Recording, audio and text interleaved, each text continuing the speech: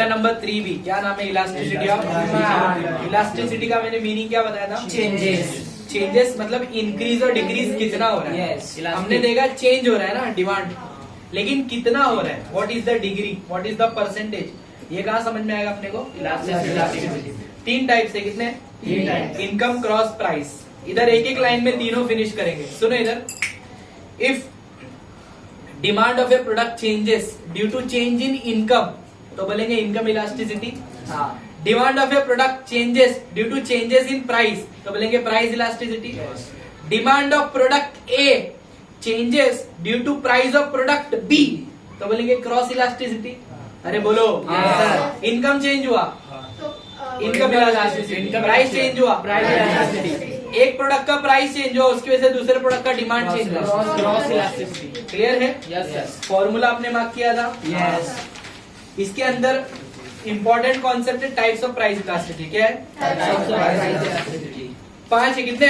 पहला perfectly elastic, दूसरा perfectly inelastic, तीसरा यूनिटरी इलास्टिक, चौथा रिलेटिवली इलास्टिक, पांचवा रिलेटिवली इलास्टिक। इसको हमने रेगुलर लेक्चर के अंदर विद डायग्राम प्रॉपरली अंडरस्टैंड किया था। अभी मैं थोड़ा सा स्पीड में हूँ। रिलेटिवली परफेक्टली इलास्टिक, पहला क्या है? इधर मेरी तरफ focus. Perfectly elastic when demand changes infinitely, when demand changes infinitely due to small changes in price, due to small changes in price, perfectly elastic demand, perfectly elastic demand। ठीक है। दूसरा perfectly inelastic, when demand does not changes, when demand does not change irrespective of changes in price, irrespective of change of price, perfectly inelastic, perfectly inelastic। Price कितना भी change हुआ, demand change ही नहीं हुआ, तो क्या बोलेंगे? Perfectly inelastic. ठीक है। यूनिटरी इलास्टिक, जितना प्राइस चेंज हुआ उतना डिमांड चेंज हुआ, तो यूनिटरी इलास्टिक। क्लियर है क्या? Yes sir. Relatively elastic demand, जितना प्राइस चेंज हुआ ना उससे ज्यादा डिमांड चेंज हो गया, उससे ज्यादा डिमांड, तो relatively elastic. Elastic relatively inelastic में जितना प्राइस चेंज हुआ ना उससे थोड़ा सा कम डिमांड चेंज हुआ, तो क्या बोलेंगे? Relatively inelastic. पांचों वापस रिपीट कर रहा हूँ। परफेक्टली इलास्टिक, प्राइस थोड़ा सा चेंज हुआ, डिमांड इनफाइनाइट हो गया। डिमांड पे असर पड़ रहा है, किस पे? डिमांड पे। Effect is on demand. Price कितना भी चेंज हुआ, थोड़ा ज्यादा, डिमांड चेंज ही नहीं हुआ, परफेक्टली इनइलास्टिक। जितना प्राइस चेंज उतना डिमांड, यूनिटरी इलास्टिक। जितना प्राइस चेंज हुआ उससे ज्यादा डिमांड चेंज हो गया, रिलेटिवली इलास्टिक। जितना प्राइस चेंज हुआ उससे कम डिमांड चेंज हुआ, रिलेटिवली इलास्टिक। क्लियर है? और हमने उसका मार्क किया था, याद है क्या? इलास्टिसिटी के अंदर कर्व को मार्क किया था, हाइपरबोला, स्टीपर, वर्टिकल, हॉरिजॉन्टल, याद है क्या? अरे हाँ या ना? यस। मेथड्स को हम लोग सेकंड नंबर पे, पहले फैक्टर्स पे आ जाओ। Last point, factor influencing the elasticity of demand. Last point क्या है? Factor influencing. कौन से पॉइंट्स ऐसे हैं, कौन से फैक्टर ऐसे जिससे डिमांड चेंज होगा, इलास्टिसिटी चेंज होगा? किससे? याद है क्या आपको? नेचर ऑफ कमोडिटी में 2 था, एक लग्जरी था और एक नेसेसरी था। अरे हाँ या ना? नेसेसरी के लिए डिमांड चेंज नहीं होता। कोई चीज बहुत नेसेसरी है, उसका प्राइस चेंज हुआ तो डिमांड चेंज नहीं। लग्जरी के लिए आगे पीछे हो सकता है। अवेलेबिलिटी ऑफ सब्स्टिट्यूट, जिसका सब्स्टिट्यूट अवेलेबल है उसका डिमांड चेंज हो सकता है, जिसका सब्स्टिट्यूट है ही नहीं उसका डिमांड चेंज नहीं हो सकता। नंबर ऑफ यूजेस, जिसका सिंगल यूज है, जिसका क्या है? सिंगल यूज, उसका लेस इलास्टिक डिमांड है। और जिसका मल्टीपल यूज है उसका मोर इलास्टिक डिमांड है, उसका डिमांड चेंज हो सकता है। क्लियर है? नंबर 4 हैबिट्स है। नंबर 4 क्या है? हैबिट्स अगर है किसी चीज की तो प्राइस कुछ भी हो बंदा उसको कंज्यूम करेगा ही करेगा। क्लियर है क्या? नंबर 5 क्या है? ड्यूरेबिलिटी। जो गुड्स ड्यूरेबल होते हैं उसका डिमांड भी इलास्टिक होता है। ड्यूरेबल का अपोजिट है पेरिशेबल। याद है क्या? मिल्क, वेजिटेबल्स, फ्रूट, फिश, ये सब क्या है? पेरिशेबल है। इसका डिमांड कैसा होता है? इनइलास्टिक। कैसा होता है? इनइलास्टिक। और उसका ड्यूरेबल गुड्स का इलास्टिक चेंज होता है। ठीक है ना? उसका एग्जांपल हमने फर्नीचर लिया था, याद है? इन कॉम्प्लीमेंट्री गुड्स। नेक्स्ट क्या है? कॉम्प्लीमेंट्री। अगर 2 चीजें एक साथ में चाहिए तो उसका डिमांड इनइलास्टिक हो जाता है। क्लियर है ना? पेट्रोल और गाड़ी का एग्जाम्पल हम लोग लेंगे। तो गाड़ी है, पेट्रोल का रेट बढ़ रहा है तो आप छोड़ दोगे क्या? खरीद के यूज तो करना ही पड़ेगा। तो पेट्रोल का डिमांड विल बी इनइलास्टिक। अरे हाँ है ना?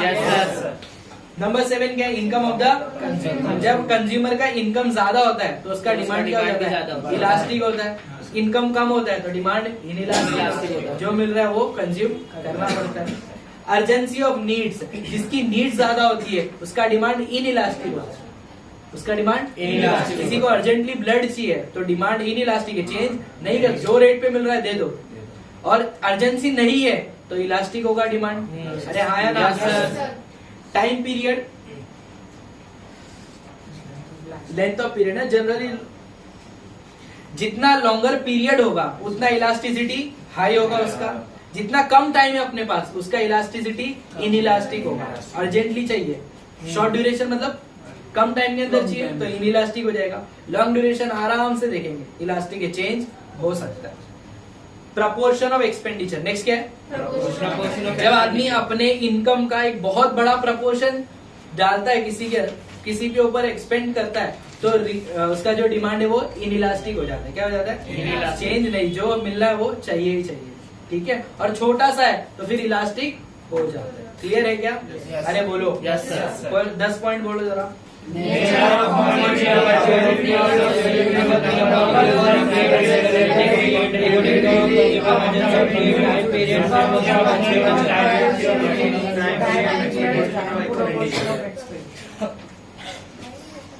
मेथड्स को हम लोग देखेंगे। ठीक है, अभी इसको पेंडिंग रखो। Importance of elasticity of demand. Elasticity का किसको किसको इम्पोर्टेंस है? पहला देखो, टू अ प्रोड्यूसर हूँ मैं, सप्लायर हूँ, मुझे पता है कि इस चीज का इलास्टिक ये इनइलास्टिक है। क्या है? इनइलास्टिक। आप इसका प्राइस बढ़ाओगे ना तो भी लोग कंज्यूम करेंगे तो मैं प्राइस ज्यादा चार्ज करूंगा। और मुझे पता है ये प्रोडक्ट का डिमांड इलास्टिक है, चेंज हो सकता है, तो मुझे प्राइस बढ़ाने के पहले सोचना पड़ेगा। अरे हाँ है ना? Yes sir. तो प्राइसिंग के डिसीजन प्रोड्यूसर के लिए इलास्टिसिटी के ऊपर डिपेंड करते हैं। Number 2, importance to government. Government को पता है इस प्रोडक्ट का डिमांड इनइलास्टिक है, इसके ऊपर टैक्स लगाओ। ठीक है, तो उस पर टैक्स बढ़ाएगी गवर्नमेंट।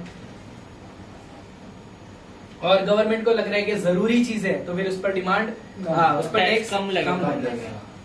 नंबर 3 क्या है? इम्पोर्टेंस इन फैक्टर प्राइसिंग ना। फैक्टर्स ऑफ प्रोडक्शन है, उनके प्राइसिंग के लिए हमको पता है कि लैंड का डिमांड इनइलास्टिक है। लैंड का डिमांड इनइलास्टिक, जो प्राइस लेना है लो। ठीक है, वेजेस, फिर कैपिटल, फिर एंटरप्रेन्योर, इनका जो प्राइसिंग होगा, अगर डिमांड इनइलास्टिक है तो प्राइस कुछ भी आप चार्ज कर सकते हो। और आपको पता है कि इलास्टिक है वो, तो फिर प्राइस ऊपर नीचे होगा। आप करने के पहले सोचना पड़ेगा। ठीक है। नंबर 4 क्या? Importance to foreign trade. इसका हम लोग ने क्लास में एक एग्जांपल लिया था, ओपेक का, ऑयल पेट्रोलिंग, वो है ना, India oil, organisation of petroleum exporting countries, जो गल्फ कंट्रीज है, उनको पता है ऑयल के बिना वर्ल्ड नहीं चल पाएगा, तो वो लोग अपना ऑयल का जो प्राइस है ना फॉरेन ट्रेड में, वो कुछ भी चार्ज कर लेते हैं, कभी बढ़ा देते हैं, कभी घटा देते हैं। समझ में आया क्या? क्योंकि उनको पता है इसका डिमांड इनइलास्टिक है। डिमांड क्या है? इनइलास्टिक, चेंज नहीं करेंगे, लोगों को चाहिए ही चाहिए। क्लियर है क्या?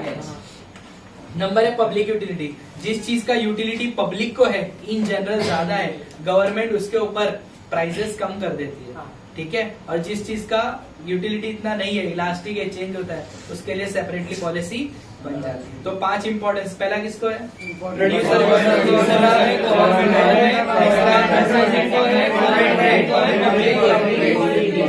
क्लियर है क्या?